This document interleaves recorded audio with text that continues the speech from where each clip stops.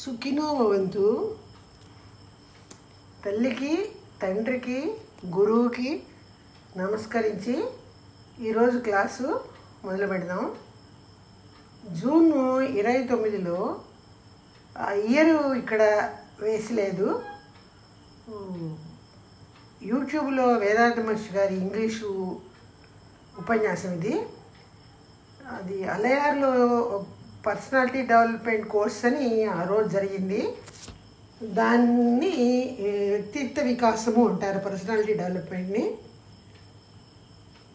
దాని గురించి ఈరోజు మనం క్లుప్తంగా అనువాదం చేసుకుందాము. ఈ అనువాదం కూడా భావానువాదం అంటారు. యాజ్ ఇట్ ఈజ్ స్వామీజీ ఏం మాట్లాడారో అదే వర్డ్ టు వర్డ్ మనం ట్రాన్స్లేట్ చేయటం లేదు. దానిలో ఉన్న భావాన్ని వీలైనంత క్లుప్తంగా తెలుసుకోవడానికి ప్రయత్నం చేస్తున్నాం. ఆ రోజు మీటింగ్లో ఇంట్రడక్షన్గా ఆయన వివరించారు. సింప్లిఫైడ్ కుండలిని యోగా అంటే ఏంటో తెలియజేశారు. దాని యొక్క ఆంతర్యాన్ని నేను ఈరోజు మీకు భావానువాదంగా తెలియజేస్తాను. సింప్లిఫైడ్ కుండలిని అంటే సులభతర కుండలిని యోగము.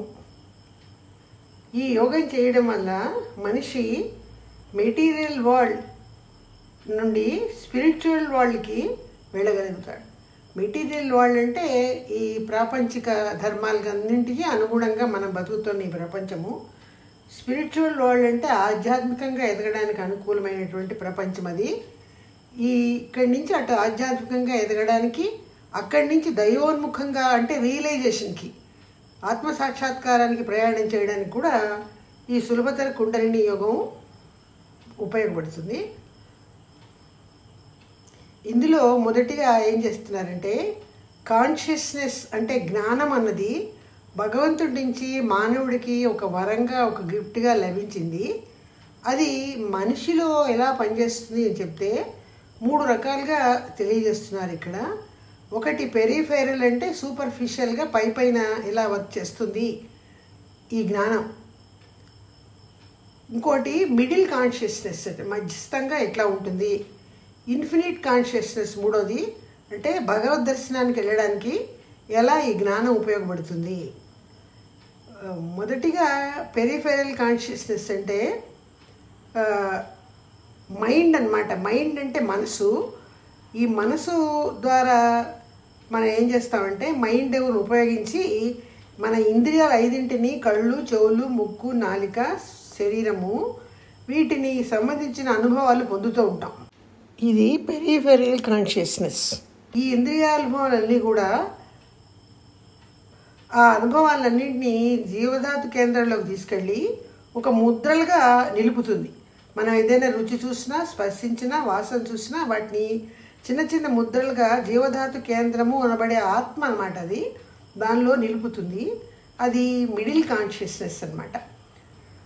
పోతే మూడోది ఇన్ఫినిట్ కాన్షియస్నెస్ అంటే మానవుడికి ఉన్నటువంటి 6th సెన్స్ అనబడే జ్ఞానాన్ని ఉపయోగించి ఇన్ఫినిట్ కాన్షియస్ అంటే భగవతత్వం అన్నమాట. అది ఆ భగవతత్వం వైపుగా, భగవంతుడి వైపుగా ఎలా వెళ్ళాలి, తన ఆరిజిన్, తన పుట్టుకకి పరిణామ క్రమంలో తను మనిషిగా తయారవడానికి మూల కారణం ఎక్కడుంది, అది భగవతత్వము, ఆల్మైటీ అంటారు. దాని దగ్గరికి చేరడానికి ఎలాగా ఈ జ్ఞానం మనకి ఉపయోగపడుతుంది, ఎలా ఉపయోగించుకోవాలి అనేది ఇన్ఫినిట్ కాన్షియస్నెస్ అన్నమాట. ఈ రకంగా ఇది 3 రకాలుగా మనకి తెలియజేశారు. జ్ఞానం ఎట్లా ఉంటుంది. తర్వాత స్టెప్లో ఏం చెప్తున్నారంటే కార్యకారణ సిద్ధాంతము అంటే కాజ్ అండ్ ఎఫెక్ట్ అన్నమాట. ఇది ఆలోచించి మనం కొన్ని పనులు ఆచరిస్తే దాని ఫలితం జీవితంలో మనం అనుభవించడానికి అనుకూలంగా ఉంటుందన్నమాట. అదే కార్యకారణ సిద్ధాంతము అంటారు. దాన్ని కనుక నెగ్లెక్ట్ చేస్తే ఈ కాజ్ అండ్ ఎఫెక్ట్ అంటే ఏంటంటే మనం ఏ పనులు చేస్తామో, ఏమి ఆలోచిస్తామో అవి మంచి కానివ్వండి, చెడు కానివ్వండి, ఫలితాలు తప్పకుండా మనం జీవితంలో ఇప్పుడు కానీ భవిష్యత్తులో కానీ అనుభవించి తీరాలి. మంచి అయినా చెడైనా చేసుకున్న వాళ్ళు చేసుకున్నంతని అది అనుభవించి తీరాలి. దాన్నే కార్యకారణ సిద్ధాంతం లేదా కాజ్ అండ్ ఎఫెక్ట్ అంటారనమాట. చేస్తున్నది ఏమిటి, దాని ఫలితాన్ని ఎఫెక్ట్ అంటారనమాట. అది అనుభవించి తీరాలి.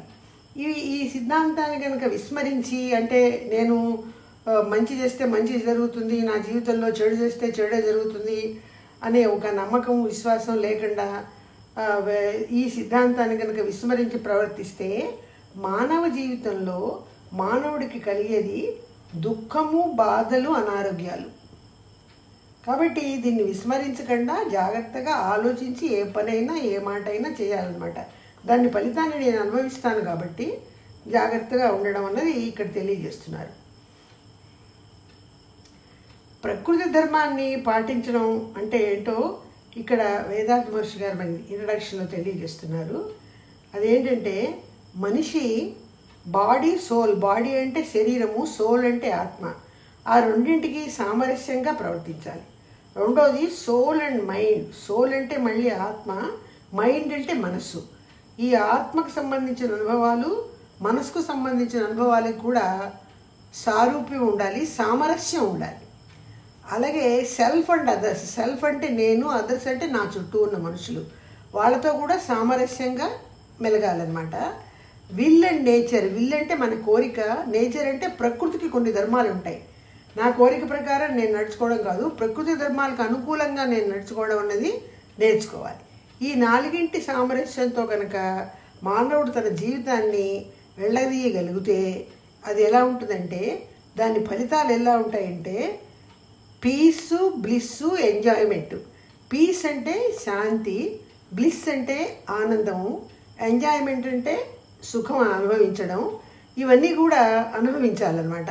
అనుభవించగల శక్తి ఈ నాలుగింటి పట్ల సామరస్యంతో మానవుడు మెలిగినప్పుడే లభిస్తుంది. అలా మెలగలేదనుకోండి, ఎవరితోనూ సామరస్యం లేకుండా సెల్ఫ్కి, అదర్స్కి, విల్కి, నేచర్కి, బాడీకి, సోల్కి, సోల్కి, మైండ్కి సామరస్యం లేకుండా కనుక ఎవరు ఇష్టం వచ్చినట్టు వాళ్ళు ప్రవర్తిస్తే వాళ్ళకి జీవితంలో ఏం మిగులుతుంది? దుఃఖాలు, కష్టాలు, నష్టాలు, ఇవే మిగులుతాయి. ఈ దుఃఖాన్ని, కష్టాన్ని, నష్టాన్ని వదులుకోవాలి అని కనుక మానవుడు అనుకుంటే ఈ పర్సనాలిటీని డెవలప్ చేసుకోవాలి. పర్సనాలిటీ డెవలప్మెంట్ అంటే వ్యక్తిత్వ వికాసము అంటారనమాట దాన్ని. ఇప్పుడు ఈ అలయార్లో జరుగుతున్నటువంటి క్లాసుల్లో ఈ పర్సనాలిటీ డెవలప్మెంట్ మీదే క్లాసులు తీస్తారు. మొదటి రోజు ఇంట్రడక్షన్లో స్వామీజీ ఇట్లా మాట్లాడుతున్నారనమాట. ఈ పర్సనాలిటీ డెవలప్మెంట్ చేసుకోవడం ఒకటే కాదు, కాజ్ అండ్ ఎఫెక్ట్ని కూడా అవగాహన చేసుకోవాలి. కాజ్ అండ్ ఎఫెక్ట్ అంటే కూడా ఆల్రెడీ చెప్పుకున్నాము. మనం ఏ పని చేస్తుంటే దాని తగిన ఫలితాన్ని మన జీవితంలో తప్పకుండా అనుభవించాలి. కాబట్టి నువ్వు చేస్తున్న ప్రతి పని, ప్రతి ఆలోచన చాలా ఆలోచించి ఒక పరిమితిలో, ఒక పద్ధతిలో చేయడం నేర్చుకోవాలన్నమాట. ఈ కాజ్ అండ్ ఎఫెక్ట్ని అవగాహన చేసుకుని ఎలా మెసలాలి అన్నది, ఈ వ్యక్తిత్వ వికాసం అనబడే పర్సనాలిటీ డెవలప్మెంట్ ఎట్లా చేసుకోవాలి అనేది మనకి ఎట్లా తెలుస్తుందంటే దానికి ఈ యోగా అనేది సహకరిస్తుంది. యోగా యొక్క సహకారంతోనే ఈ రెండింటిని మనం తెలుసుకోగలుగుతాము, నేర్చుకోగలుగుతాము అని చెప్పి ఇక్కడ మహర్షి గారు మనకి తెలియజేస్తున్నారు. తర్వాత ఈ కాన్షియస్నెస్ అనబడే జ్ఞానము భగవద్దత్తంగా మనకు లభించింది. అది 4 లెవెల్స్లో మనలో పనిచేస్తూ ఉంటుంది. ఒకటి పెయిన్ అన్నమాట. పెయిన్ అంటే బాధ, నొప్పి. మనం అనుభవించి బాధ, నొప్పి లెవెల్ 1 ఈ జ్ఞానం పనిచేసేది. ప్లెజరు అంటే 2వది సంతోషము, బ్లిస్సు అంటే 3వది ఆనందము, ఎస్టసీ అంటే 4వది తన్మయత్వం. ఈ 4ంటిని పొందే అవకాశం మనకి ఈ జ్ఞానం ద్వారానే జరుగుతుంది. జ్ఞానాన్ని ఏమంటున్నారు? కాన్షియస్నెస్ అంటున్నారు. కాన్షియస్నెస్ ఎక్కడి నుంచి వచ్చింది? భగవంతుని యొక్క వరంగా పరిణామ క్రమంలో మానవుడికి లభించింది. తర్వాత అదే 6th సెన్స్గా కూడా పనిచేస్తుంది మనిషిలో. ఈ పెయిన్ అన్నది ఎలా ఉంటుందంటే మనం తీసుకుంటున్న ఆహారం వల్ల కానీ, ప్రకృతి నుంచి కానీ, భూమి నుంచి కానీ మనకి కొంత శక్తి లభిస్తుంది. ఆ శక్తిని ఉపయోగించి మనం బ్రతుకుతాం అన్నమాట. ఈ శక్తిని బయోమాగ్నెటిజం లేదా జీవకాంతం అని కూడా అంటారు. ఈ జీవశక్తి మన శరీరంలో మనం సంపాదించి దాచుకున్న జీవశక్తిని తగిన విధంగా ఉపయోగించుకుంటూ మిగిలిన శక్తిని మాత్రమే ఖర్చు పెట్టినప్పుడు మనకేమవుతుందంటే మనసులో ఒకలాంటి సంతోషం లాంటిది, ప్లెజర్ లాంటిది కలుగుతుంది అనమాట. కాబట్టి జీవశక్తిని ఉన్నదానికంటే ఎక్కువగా ఖర్చు పెట్టినప్పుడు, దాన్ని ఉన్న శక్తి కంటే ఎక్కువ శ్రమ పడినప్పుడు మనకి కలిగేది పెయిన్ అనబడే నొప్పి అన్నమాట. తర్వాత ఈ జీవశక్తి అనబడే ఈ బయోమాగ్నెటిజంని అది అటు ఎక్కువ కాకుండా ఇటు తక్కువ కాకుండా నో పెయిన్ నో ప్లెజర్ అన్నట్టుగా జీవశక్తి అనబడే ప్రాణశక్తిని మనం వాడగలిగినప్పుడు మానవుడికి కలిగేది ఒకలాంటి బ్లిస్ అన్నమాట. అది ఆనందం. బట్ ఎక్స్టసీ అన్నది ఏంటంటే ఈ జీవకాంతం అనబడే ప్రాణశక్తి అది మన శరీరంలో భగవంతుని యొక్క అనుగ్రహంతో మనకు తగిలించిన జ్ఞానం ద్వారా ఎలా ఉపయోగించాలంటే దాన్ని ఎక్కువగా భగవద్ దర్శనానికి, ఈ ధ్యానాలు చేసుకోవడానికి, ఇంట్రాస్పెక్షన్ చేసుకోవడానికి, ఆత్మశోధన పరిశీలన చేసుకోవడానికి, మనిషి తను జన్మించాడు, ఎక్కడి నుంచి వచ్చి భూమి మీద మానవ రూపంలో ఉన్నాడు, ఇతని మొదలు ఎక్కడుంది, ఆ మొదలు అనబడే మాతృస్థానానికి చేరడానికి, అక్కడికి చేరడానికి కావాల్సినటువంటి కృషి అన్నది ఎలా చేయాలి అన్నది ఈ జీవశక్తిని కనుక ఉపయోగించగలిగితే తద్వారా కలిగేది భగవద్ దర్శనమే. అప్పుడు కలిగేది అది ఎక్స్టసీ అన్నమాట. ఈ రకంగా ఈ కాన్షియస్నెస్ అనబడే జ్ఞానము 4 లెవెల్స్లో మన జీవశక్తిని మనం ఉపయోగించుకునే పద్ధతి మీద ఆధారపడి పనిచేస్తుంది.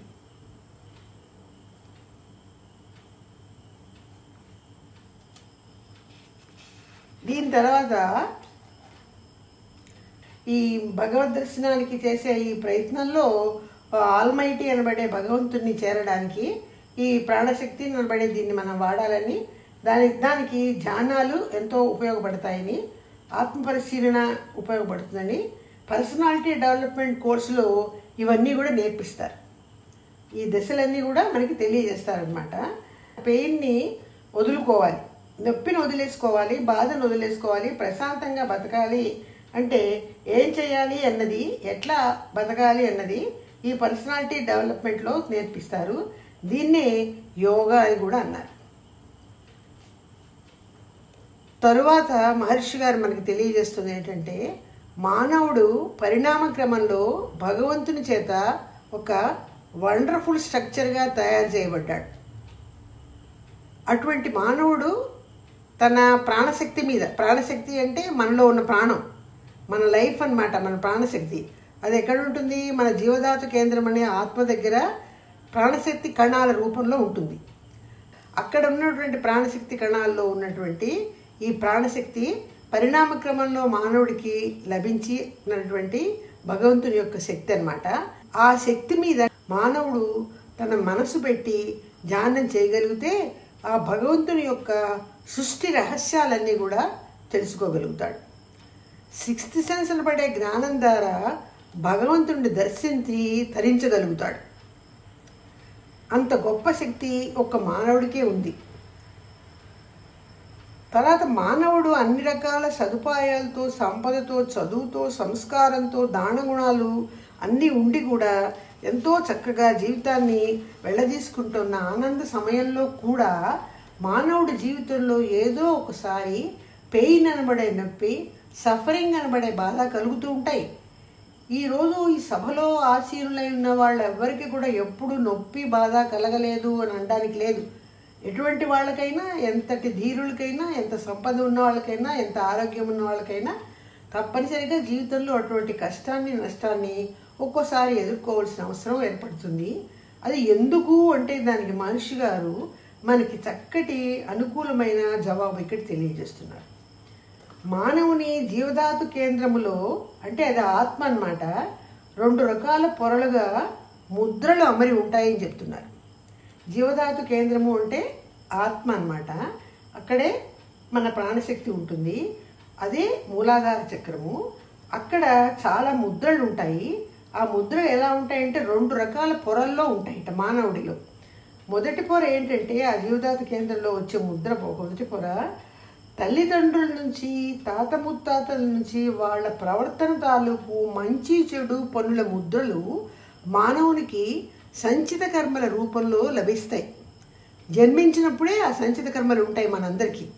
జన్మతః అవి తల్లిదండ్రుల నుంచి, తాత ముత్తాతల నుంచి వాళ్ళ ప్రవర్తనలో ఉన్న మంచి చెడు కొన్ని ముద్రల రూపంలో మనం తెచ్చుకుంటాము. వాటిని సంచిత కర్మలు అని అంటున్నారు. ఈ సంచిత కర్మల తాలూకు మంచి కానీ చెడు కానీ జీవితంలో మానవుడు అనుభవించి తీరవలసి వస్తుంది.